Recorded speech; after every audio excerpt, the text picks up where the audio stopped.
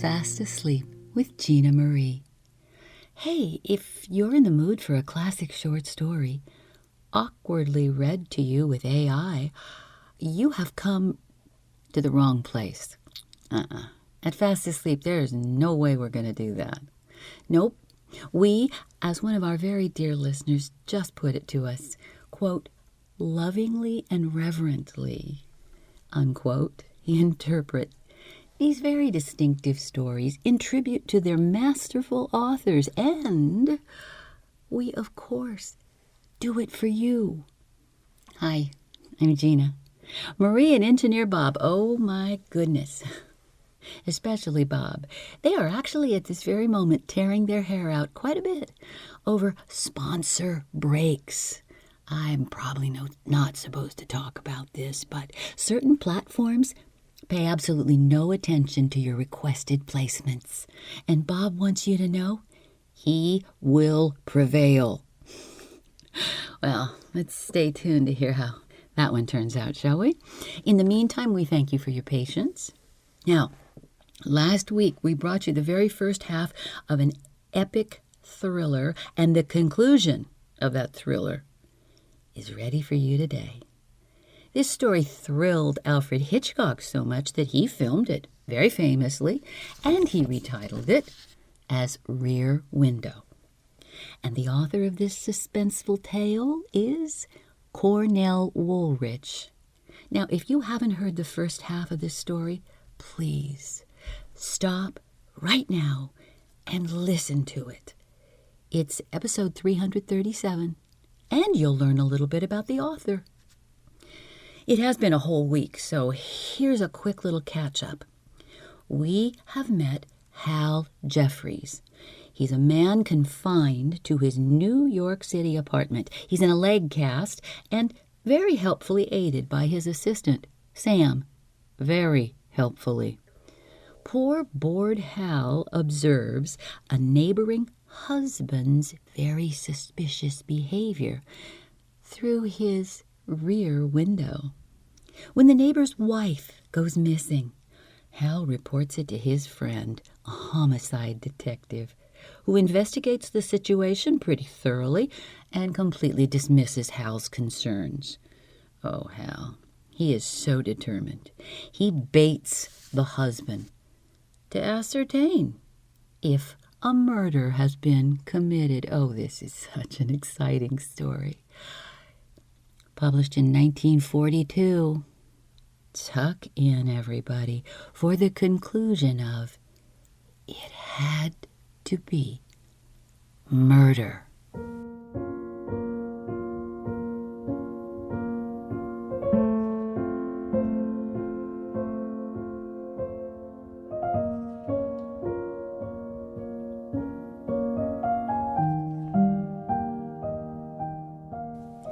For about 10 minutes after he stormed out, my numbed mind was in a sort of straitjacket.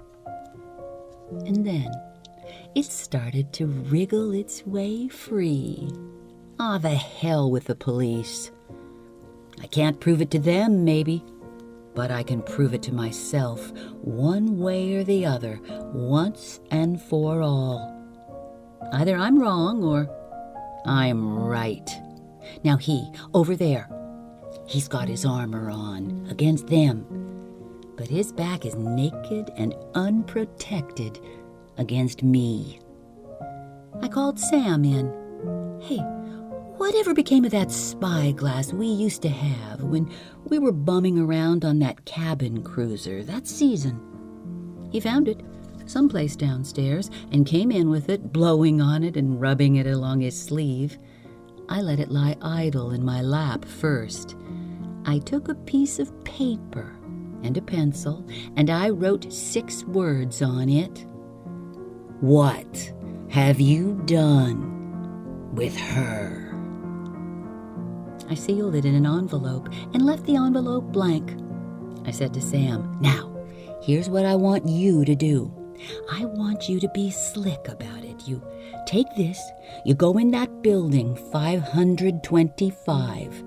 You climb the stairs to the 4th floor rear, and ease it under the door. Now you're fast. At least you used to be. Let's see if you're fast enough to keep from being caught at it. And then, when you get safely down again, you give the outside doorbell a little poke to attract attention. His mouth started to open. Don't ask me any questions, you understand? I'm not fooling. He went, and I got the spyglass ready. I got him over there in the right focus. After a minute or two, a face leaped up, and I was really seeing him for the first time. Dark-haired but unmistakable Scandinavian ancestry. Looked like a sinewy customer, although he didn't run too much bulk. About 5 minutes went by. His head turned sharply. Profile words. That was the bell poke, right there. The note must be in already. He gave me the back of his head as he went back toward the flat door. The lens could follow him all the way to the rear, where my unaided eyes hadn't been able to before. He opened the door first, missed seeing it, looked out on a level. He closed it, and then dipped, straightened up. Oh, he had it. I could see him turning it this way and that. He shifted in, away from the door, nearer the window. He thought danger lay near the door, safety away from it. He didn't know it was the other way around. The deeper into his own rooms he retreated, the greater the danger. He'd torn it open. He was reading it. God, how I watched his expression. His eyes clung to it like leeches. There was a sudden widening, a pulling. The whole skin of his face seemed to stretch back behind the ears, narrowing his eyes.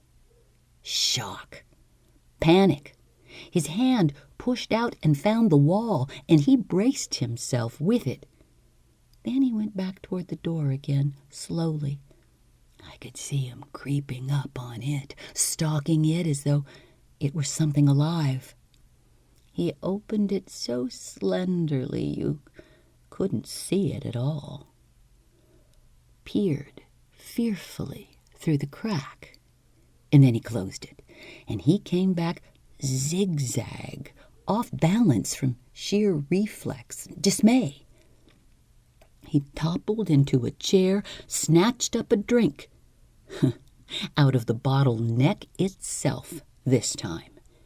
And even while he was holding it to his lips, his head was turned, looking over his shoulder at the door, that had suddenly thrown his secret in his face. I put the spyglass down. Guilty. Guilty as all hell, and the police be damned. My hand started toward the phone. It came back again. What was the use? They wouldn't listen now any more than they had before. You should have seen his face, etc., etc. I could hear Boyne's answer. Anyone gets a jolt from an anonymous letter. True or false? You would yourself. They had a real live Mrs. Thorwald to show me, or thought they had. I'd have to show them the dead one to prove that they both were not one and the same. I, from my window, had to show them a body. Well, he would have to show me first. It took hours before I got it. I kept pegging away at it, while the afternoon wore away. Meanwhile, he was pacing back and forth there like a caged panther. 2 minds, with but one thought. Turned inside out in my case. How to keep it hidden. how to see that it wasn't kept hidden. I was afraid he might try to light out, but if he intended doing that, he was going to wait until after dark, apparently, so I had a little time yet. Possibly he didn't want to himself, unless he was driven to it. Still felt that it was more dangerous than to stay. Well, the customary sights and sounds around me went on unnoticed, while the main stream of my thoughts pounded like a torrent against that one obstacle, stubbornly damming them up. How to get him to give the location away to me, so that I could give it away in turn to the police. I was dimly conscious, I remember, of the landlord or somebody bringing in a prospective tenant to look at the 6th floor apartment, the one that had already been finished. This was 2 over Thorwalds. They were still at work on the one in between. At one point, an odd little bit of synchronization, completely accidental, of course, cropped up. Landlord and tenant both happened to be near the living room windows on the 6th at the same moment that Thorwald was near those on the 4th. Both parties moved onward simultaneously into the kitchen from there, and passing the blind spot of the wall, appeared next at the kitchen windows. It was uncanny. They were almost like precision strollers or puppets, manipulated on one and the same string. It probably wouldn't have happened again just like that in another 50 years. Immediately afterwards, they digressed, never to repeat themselves like that again. The thing was, something about it had disturbed me. There had been some slight flaw or hitch to mar its smoothness. I tried for a moment or two to figure out what it had been, and I couldn't. The landlord and the tenant had gone now, and only Thorwald was in my sight. My unaided memory wasn't enough to recapture it for me. Now, my eyesight might have if it had been repeated, but it wasn't. I sank into my subconscious to ferment there like yeast. And then I went back to the main problem at hand. And I got it, finally. It was well after dark, but I finally hit on a way. It might not work. It was cumbersome and roundabout, but it was the only way I could think of. Now, an alarmed turn of the head, a quick precautionary step in one direction was all I needed, and to get this brief, flickering, transitory giveaway, I needed 2 phone calls and an absence of about half an hour on his part between them. I leafed a directory by matchlight until I'd found what I wanted. Thorwald, Lars, 525 Benedict, Swansea 5, 2114. I blew out the match, picked up the phone in the dark. It was like television. I could see to the other end of my call, only not along the wire, but by a direct channel of vision from window to window. He said, "Hello," gruffly. I thought, how strange this is. I've been accusing him of murder for 3 days straight, and only now I'm hearing his voice for the first time. I didn't try to disguise my own voice. After all, he'd never see me, and I'd never see him. I said, "You got my note?" He said guardedly, "Who is this?" "Just somebody who happens to know," he said craftily. "Know what?" "Know what you know. You and I. We're the only ones." He controlled himself well, I didn't hear a sound, but he didn't know. He was open another way, too. I had the spyglass balanced there at proper height on 2 large books on the sill. Through the window, I saw him pull open the collar of his shirt as though its stricture was intolerable, and then he backed his hand over his eyes like you do when there's a light blinding you. His voice came back firmly. "I don't know what you're talking about." "Business. That's what I'm talking about. Now, it should be worth something to me, shouldn't it? To keep it from going any further?" I wanted to keep him from catching on that it was the windows. I still needed them. I needed them now more than ever. "You weren't very careful about your door the other night, or maybe the draft swung it open a little." That hit him where he lived. Even the stomach heave reached me over the wire. "You didn't see anything. There wasn't anything to see." "Well, that's up to you. Why should I go to the police?" I coughed a little. If it would pay me not to." "Oh," he said, and there was relief of a sort in it. "Do you want to see me? Is that it? That would be the best way, wouldn't it? How much can you bring with you for now?" "I've only got about $70 around here." "All right. Then we can arrange the rest for later. Do you know where Lakeside Park is? I'm near there now. Suppose we make it there." Now, that was about 30 minutes away, 15 there and 15 back. "There's a little pavilion as you go in." "How many of you are there?" he asked cautiously. "Oh, just me. It pays to keep things to yourself. That way you don't have to divvy up." He seemed to like that, too. "I'll take a run out," he said, "just to see what it's all about." I watched him more closely than ever after he'd hung up. He flitted straight through to the end room, the bedroom, that he didn't go near any more. He disappeared into a clothes closet, stayed a minute, came out again. He must have taken something out of a hidden cranny or niche in there that even the Dicks had missed.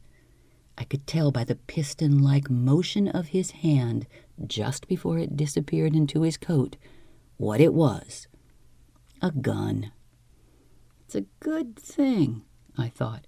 I'm not out there in Lakeside Park waiting for my $70. The place blacked, and he was on his way. I called Sam in.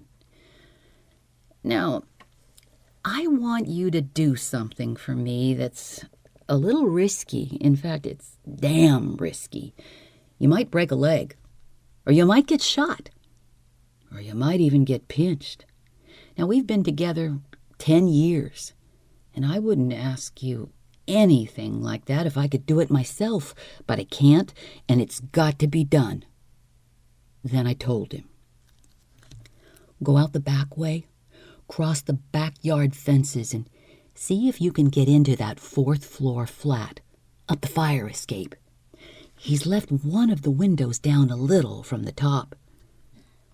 "What do you want me to look for?" "Nothing." The police had been there already, so what was the good of that? "There are 3 rooms over there, and I want you to disturb everything, just a little bit, in all 3. To show someone's been in there. Turn up the edge of each rug a little. Shift every chair and table around a little. Leave the closet doors standing out. Don't pass up a thing. Now here, you keep your eyes on this." I took off my own wristwatch, strapped it on him. "You've got 25 minutes starting from now. If you stay within those 25 minutes, nothing will happen to you. When you see they're up, Don't wait any longer. Get out and get out fast. Climb back down. No. He wouldn't remember in his excitement if he'd left the windows up or not. And I did not want him to connect danger with the back of his place, but with the front. I wanted to keep my own window out of it. Latch the window down tight. Let yourself out the door and beat it out of the building the front way. For your life. I'm just an easy mark for you, he said ruefully. But he went.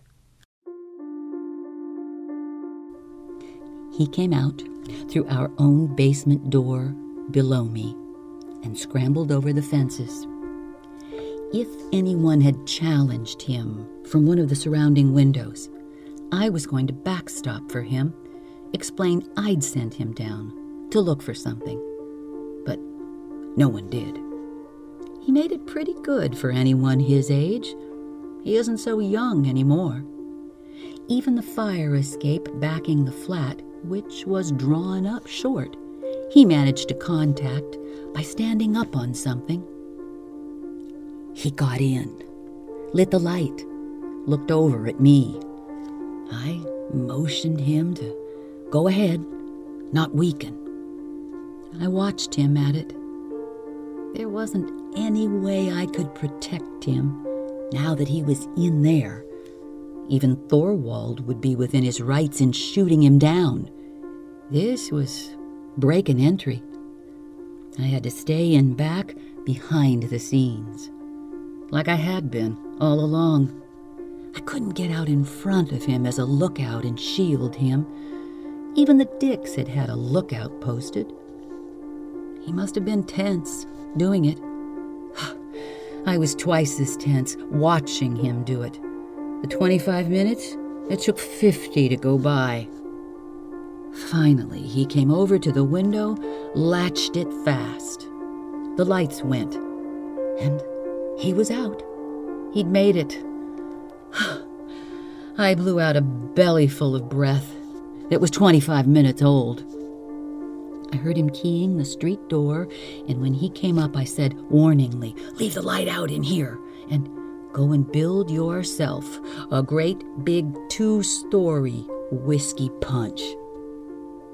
Thorwald came back 29 minutes after he'd left for Lakeside Park. A pretty slim margin to hang a man's life on. So, now, for the finale of the long-winded business, and here was hoping. I got my second phone call in before he had the time to notice anything amiss. It was a tricky timing, but I'd been sitting there with the receiver ready in my hand, dialing the number over and over and then killing it each time. He came in on the 2 of 52114, and I saved that much time. The ring started before his hand came away from the light switch. Well, this was the one that was going to tell the story. You were supposed to bring money, not a gun. That's why I didn't show up. I saw the jolt that threw him. The window now still had to stay out of it. You know, I saw you tap the inside of your coat where you had it as you came out on the street. Well, maybe he hadn't, but he wouldn't remember by now whether he had or not.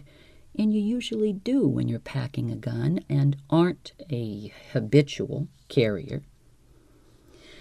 Yeah, it's too bad you had your trip out and back for nothing. I didn't waste my time while you were gone, though. I know more now than I knew before. Now, this was the important part. I had the spyglass up, and I was practically fluoroscoping him. I found out where it is, and you know what I mean. I know now where you've got it. I was there while you were out. Not a word, just quick breathing. Don't you believe me? Look around. Put the receiver down and take a look for yourself. I found it."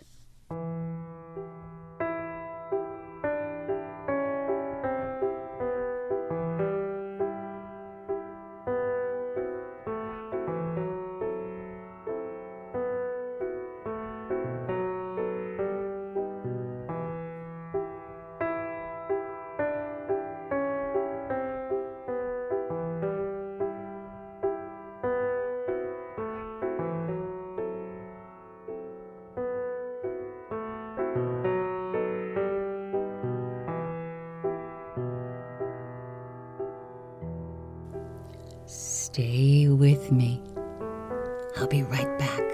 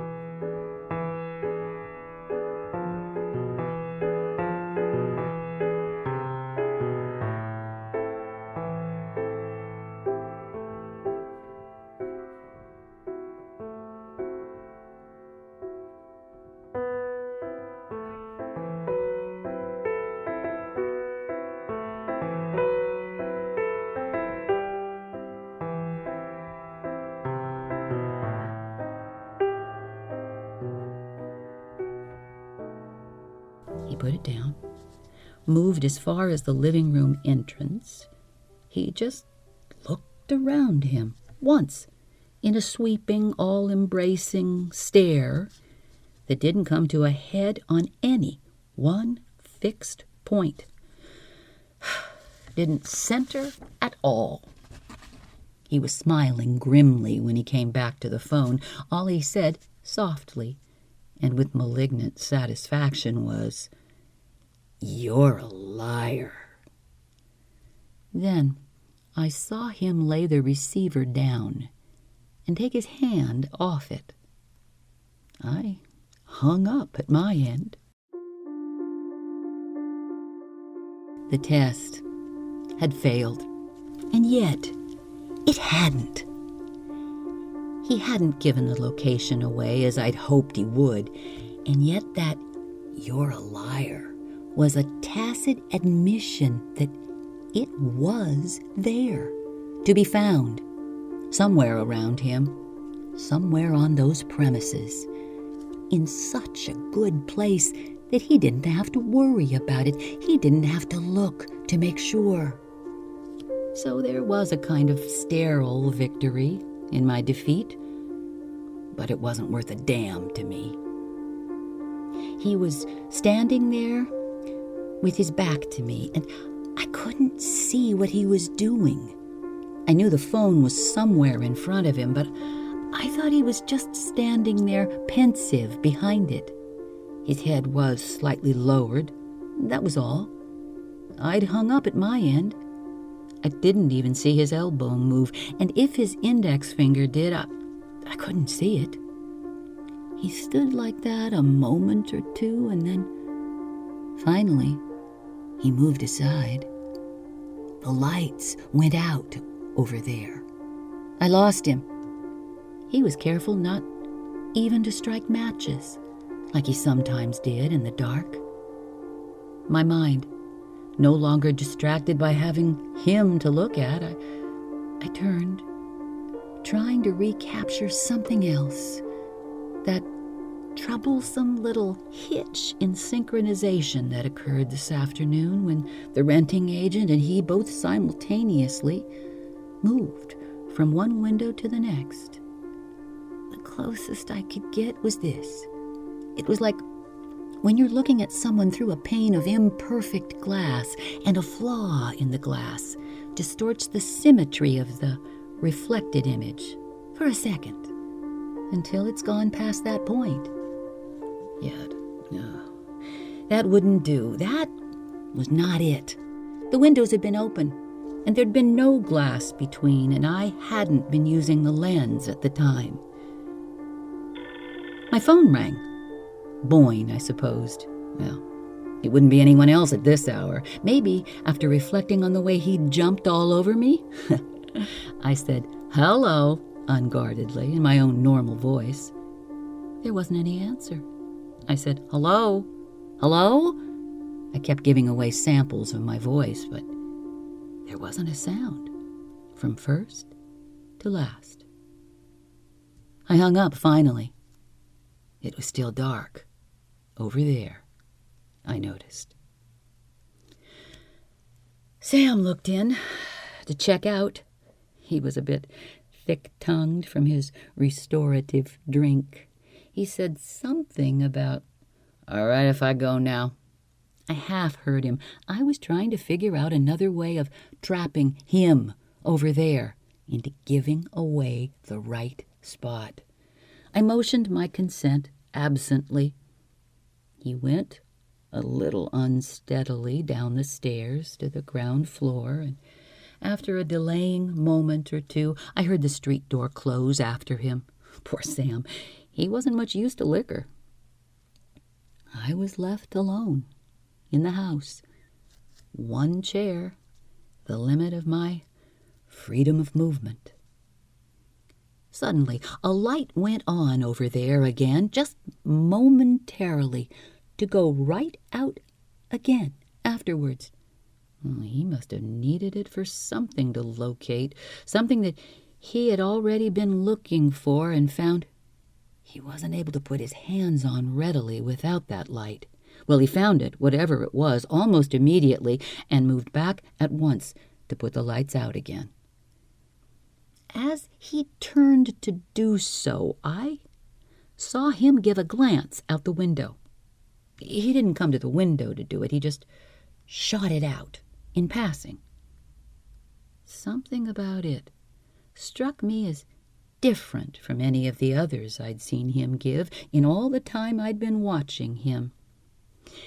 If you can qualify such an elusive thing as a glance, I would have termed it a glance with a purpose. It was certainly anything but vacant or random. It had a bright spark of fixity in it. It wasn't one of those precautionary sweeps I'd seen him give, either. It hadn't started over on the other side and worked its way around to my side, the right. It had hit dead center at my bay window. For just a split second, while it lasted, and then was gone again. And the lights were gone, and he was gone. Sometimes your senses take things in without your mind translating them into their proper meaning. Oh, my eyes saw that look. My mind refused to smelter it properly. No, it was meaningless, I thought.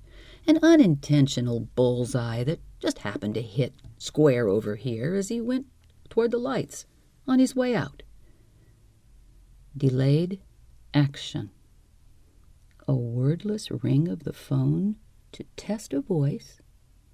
A period of bated darkness following that, in which two could have played at the same game, stalking one another's window squares, unseen. A last moment flicker of the lights. Oh, that was bad strategy, but unavoidable. A parting glance, radioactive with malignant intention. All these things sank in without fusing. My eyes did their job. It was my mind that didn't, or at least took its time about it. Seconds went by in packages of 60. It was very still around the familiar quadrangle formed by the back of the houses, sort of a breathless stillness. And then a sound came into it, starting up from nowhere. Nothing. The unmistakable, spaced, clicking a cricket makes in the silence of the night. I thought of Sam's superstition about them, that he claimed had never failed to fulfill itself yet. And if that was the case, it looked bad for somebody in one of these slumbering houses around here. Sam had been gone about 10 minutes, and now he was back again. Oh, he must have forgotten something. That drink was responsible. Maybe his hat, or maybe even the key to his own quarters uptown. He knew I couldn't come down and let him in, and he was trying to be quiet about it, thinking perhaps I'd dozed off. All I could hear was this faint jiggling down at the lock of the front door. It was one of those old-fashioned stoop houses with an outer pair of storm doors that were allowed to swing free all night, and then a small vestibule, and then the inner door, worked by a simple iron key. The liquor had made his hand a little unreliable, although he'd had this difficulty once or twice before, even without it. A match would have helped him find the keyhole quicker, but then Sam doesn't smoke. I knew he wasn't likely to have one on him. The sound had stopped now. Well, he must have given up, gone away again, decided to let whatever it was go until tomorrow. He hadn't gotten in because I knew his noisy way of letting doors coast shut by themselves too well, and there hadn't been any sound of that sort, that loose slap he always made. Then, suddenly, it exploded. Why at this particular moment? I don't know. That was some mystery of the inner workings of my mind. It flashed, like waiting gunpowder which a spark has finally reached along a slow train. Drove all thoughts of Sam and the front door and this and that completely out of my head. It had been waiting there since mid-afternoon today. And only now, more of that delayed action. Damn that delayed action. The renting agent and Thorwald had both started even from the living room window, an intervening gap of blind wall, and both had reappeared at the kitchen window, still one above the other, but some sort of a hitch or flaw or jump had taken place right there that bothered me. The eye is a reliable surveyor. There wasn't anything the matter with their timing. It was with their parallelness, or whatever the word is. The hitch had been vertical, not horizontal. There had been an upward jump. Now, I had it. Now I knew. And it couldn't wait. It was too good. They wanted a body. Now I had one for them. Oh, sore or not, Boyne would have to listen to me now. I didn't waste any time. I dialed his precinct house, and then and there in the dark, I worked the slots in my lap by memory alone. They didn't make much noise going around, just a light click, not even as distinct as that cricket out there. Oh, he went home long ago, the desk sergeant said. This couldn't wait. All right, then, just give me his home phone number. He took a minute. He came back again. Trafalgar, he said, and then nothing more. Well, Trafalgar what? Not a sound. Hello? Hello? I tapped it. Operator, I've been cut off. Can you give me that party again? I couldn't get her either. Wait. I hadn't been cut off. My wire had been cut. That had been too sudden, right in the middle of... And to be cut like that, it would have to be done somewhere right here, inside the house, with me. Outside, it went underground. Delayed action. But this time, final, fatal, altogether too late. A voiceless ring of the phone, a direction finder of a look from over there. Sam, seemingly trying to get back in a while ago. Suddenly, death was somewhere inside the house here with me. And I couldn't move. I couldn't get up out of this chair. Even if I'd gotten through to Boyne just now, that would have been too late. There wasn't time enough now for one of those camera finishes in this. I could have shouted out the window to that gallery of sleeping rear window neighbors around me, I supposed. It would have brought them to the windows. It couldn't have brought them over here in time. By the time they had even figured which particular house it was coming from, it would stop again. Be over with. I didn't open my mouth. Not because I was brave, but because it was so obviously useless. He'd be up in a minute. He must be on the stairs now, although I couldn't hear him, not even a creak.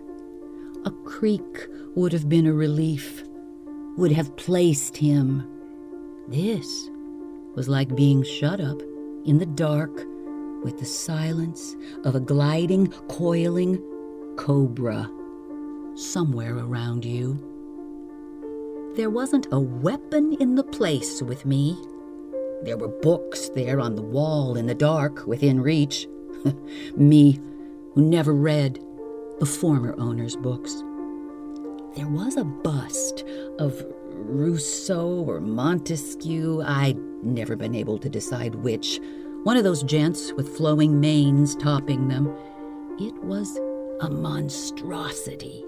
Bisque clay, but it too dated from before my occupancy. I arched my middle upward from the chair seat and clawed desperately up at it. Twice my fingertips slipped off it, and then, at the third raking, I got it to teeter, and the fourth brought it down into my lap, pushing me down into the chair. There was a steamer rug under me. Oh, I didn't need it around me in this weather. I'd been using it to soften the seat of the chair. I tugged it out from under and mantled it around me like a blanket. Then I squirmed far down in the chair, and I let my head and one shoulder dangle out over the arm on the side next to the wall. I hoisted the bust to my other upward shoulder, balanced it there precariously for a second head blanket tucked around its ears. From the back, in the dark, it would look, I hoped. I proceeded to breathe adenoidally, like someone in heavy, upright sleep. Well, that wasn't hard. My own breath was coming nearly that labored anyway, from tension. Oh, he was good, with knobs and hinges and things. I never heard the door open, and this one, unlike the one downstairs, was right behind me. A little eddy of air puffed through the dark at me. I could feel it, because my scalp, the real one, was all wet at the roots of the hair right then. If it was going to be a knife or a head blow, the dodge might give me a second chance. That was the most I could hope for, I knew. My arms and shoulders are hefty. I would bring him down on me in a bear hug after that first slash or drive and break his neck or collarbone against me. If it was going to be a gun, well, he'd get me anyway in the end. A difference of a few seconds, and he had a gun, I knew, that he was going to use on me in the open over at Lakeside Park. I was hoping that here, indoors, in order to make his own escape more practicable. Yeah. Well, time was up.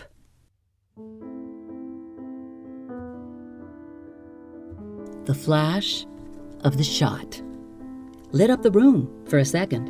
It was so dark. Or at least the corners of it, like flickering, weak lightning. And that buzzed. It bounced on my shoulder and disintegrated into chunks. I thought he was jumping up and down on the floor for a minute with frustrated rage. Then, when I saw him dart by me and lean over the windowsill to look for a way out, the sound transferred itself rearwards and downwards, became a pummeling with hoof and hip at the street door. Oh, that camera finish after all, but he still could have killed me 5 times. I flung my body down into that narrow crevice between the chair arm and wall, but my legs were still up, and so was my head and that one shoulder. He whirled, fired at me so close that it was like looking at sunrise in the face. I didn't feel it, so it hadn't hit. "You," I heard him grunt to himself, and I think it was the last thing he said. The rest of his life was all action, not verbal. He flung over the sill on one arm and dropped into the yard. 2-story drop. He made it because he missed the cement, landed on the sod strip in the middle. Now I jacked myself up over the chair arm and flung myself bodily forward at the window, neatly hitting it, chin first. He went all right. When life depends on it, you go. He took the first fence, rolled over that bellywards. He went over the second like a cat, hands and feet pointed together in a spring, and then he was back in the rear yard of his own building. He got up on something just about like Sam had, and the rest was all footwork, with quick little corkscrew twists at each landing stage. Sam had latched his windows down when he was over there, but he'd reopened one of them for ventilation on his return. His whole life depended on that casual, unthinking little act. 2nd floor, 3rd. He was up to his own windows. He'd made it. Something went wrong. He veered out away from them in another pretzel twist. He flashed up toward the 5th, the one above. Something sparked in the darkness of one of his own windows where he'd been just now, and a shot thudded heavily out around the quadrangle enclosure like a big bass drum. He passed the 5th, the 6th, got to the roof. He'd made it a 2nd time. Gee, he loved life. The guys in his own windows couldn't get him. He was over them in a straight line, and there was too much fire escape interlacing in the way. I was too busy watching him to watch what was going on around me.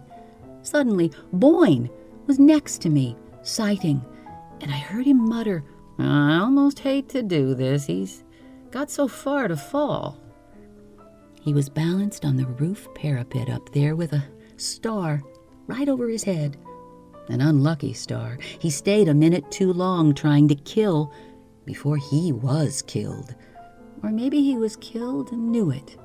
A shot cracked high up against the sky.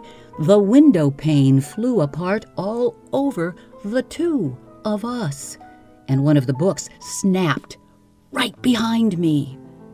Boyne didn't say anything more about hating to do it.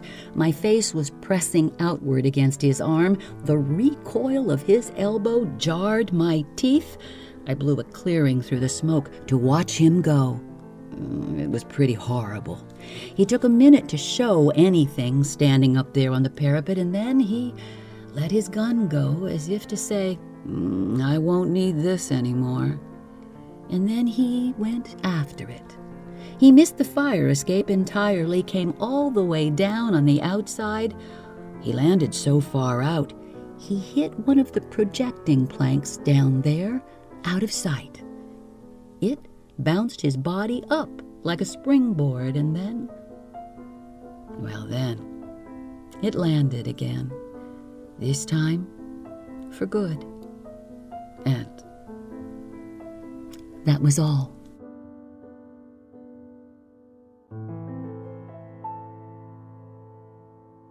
I said to Boyne, I got it. I got it finally.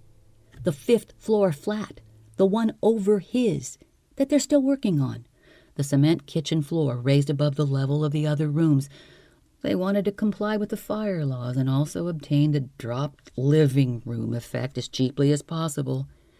Dig it up. He went right over, then and there, down through the basement and over the fences to save time. The electricity wasn't turned on yet in that one. They had to use their torches. It didn't take them long at that, once they got started. In about half an hour, he came to the window and wig-wagged over for my benefit. It meant yes. He didn't come over until nearly 8 in the morning, after they'd tidied up and taken them away. Both away. The hot dead and the cold dead. He said, Jeff, I take it all back. That damn fool that I sent up there about the trunk. Well, it wasn't his fault in a way. I'm to blame. He didn't have orders to check on the woman's description, only on the contents of the trunk. He came back and touched on it in a general way, so I go home and I'm in bed already, and suddenly pop into my brain.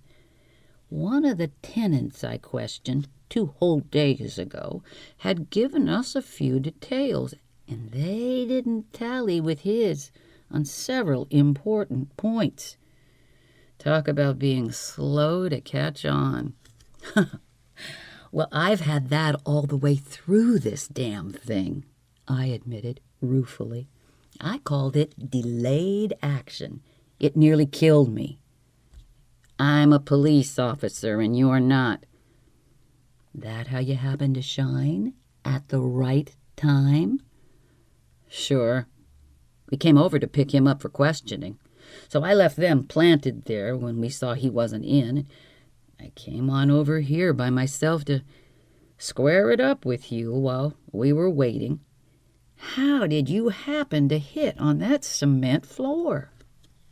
I told him about the freak synchronization. The renting agent showed up taller at the kitchen window in proportion to Thorwald than he had been a moment before when both were at the living room windows together. It was no secret that they were putting in cement floors topped by a cork composition and raising them considerably, but it took on new meaning. Since the top one has been finished for some time, it had to be the 5th. Here's the way I have it lined up. It's just in theory. She's been in ill health for years, and he's been out of work. And he got sick of that and of her both. Oh, and he met this other. Sure. She'll be here later today. They're bringing her down under arrest. Well, he probably insured her for all he could get, and then he started to poison her, slowly, trying not to leave any trace. I imagine. And remember, this is pure conjecture. She caught him at it that night the light was on all night. Caught on in some way, or caught him in the act. He lost his head and did the very thing he'd wanted all along to avoid doing. He killed her by violence, strangulation or a blow, and the rest had to be hastily improvised. He got a better break than he deserved at that. He thought of the apartment upstairs. He went up, he looked around. They'd just finished laying the floor. The cement hadn't hardened yet, and the materials were still around. He gouged a trough out of it, just wide enough to take her body, put her in it, mixed fresh cement, and re-cemented over her, possibly raising the general level of the floor an inch or two so that she'd be safely covered. A permanent, odorless coffin. Next day, the workman came back, laid down the cork surfacing on top of it without noticing anything. I suppose he used one of their own trowels to smooth it.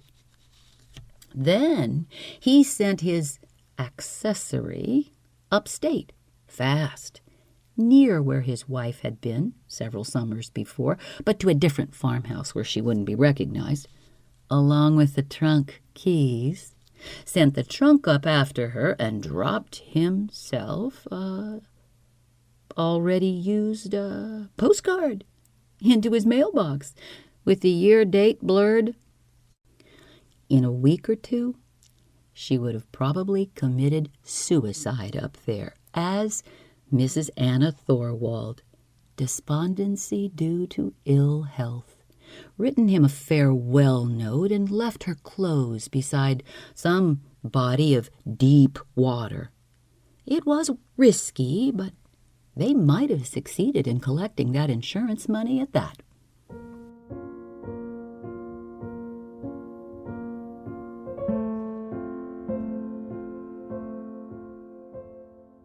By 9, Boyne and the rest had gone.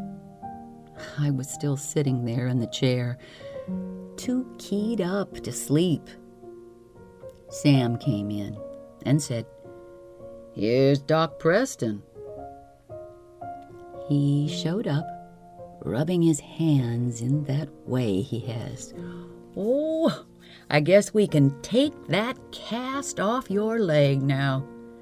You must be tired of sitting there all day, doing nothing."